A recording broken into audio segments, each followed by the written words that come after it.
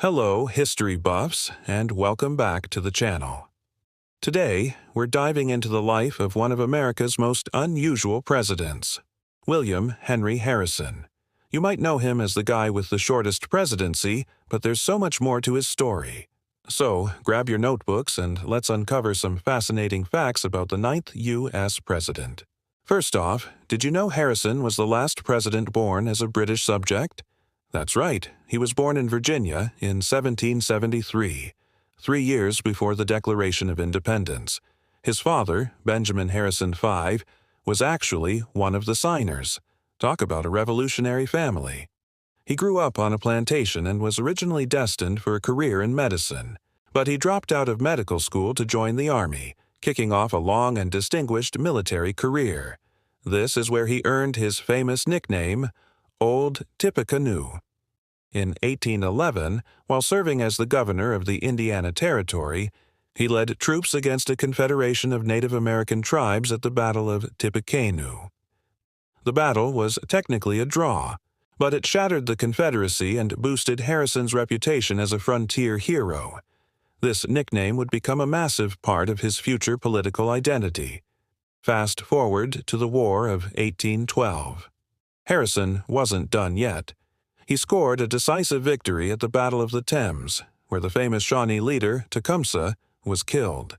These military successes cemented his status as a national hero, paving the way for his entry into politics. He served in the House of Representatives, the Senate, and even as a minister to Grand Columbia before setting his sights on the highest office in the land.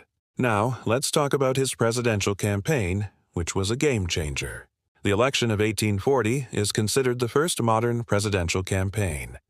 Harrison's party, the Whigs, portrayed him as a simple, humble frontiersman who lived in a log cabin and drank hard cider.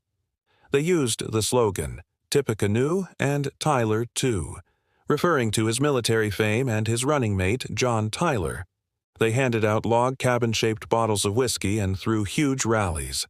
It was a marketing masterstroke, even though it wasn't entirely accurate. Harrison was actually from a wealthy, aristocratic family. After this whirlwind campaign, Harrison was elected president. At 68, he was the oldest person to assume the presidency at the time. To prove his vitality and push back against claims that he was too old, he delivered the longest inaugural address in U.S. history. It was a cold, wet day in March 1841, and he spoke for nearly 2 hours without wearing a coat or gloves. And this leads to the most infamous fact about his presidency. Just 31 days after taking office, William Henry Harrison died of pneumonia. For a long time, it was believed that his lengthy inaugural address in the freezing weather was the cause. However, modern medical analysis suggests a different culprit: the White House's contaminated water supply. The sewer system was located upstream from the water source, likely leading to a fatal case of enteric fever. So, while his time in the White House was tragically short, William Henry Harrison's life was full of adventure, and his campaign forever changed the way presidents are elected. He was a soldier, a governor, and a political innovator. What a legacy! Thanks so much for watching. If you enjoyed learning about Old Tippecanoe, don't forget to hit that like button, subscribe to the channel, and ring the bell so you never miss another deep dive into history. See you next time.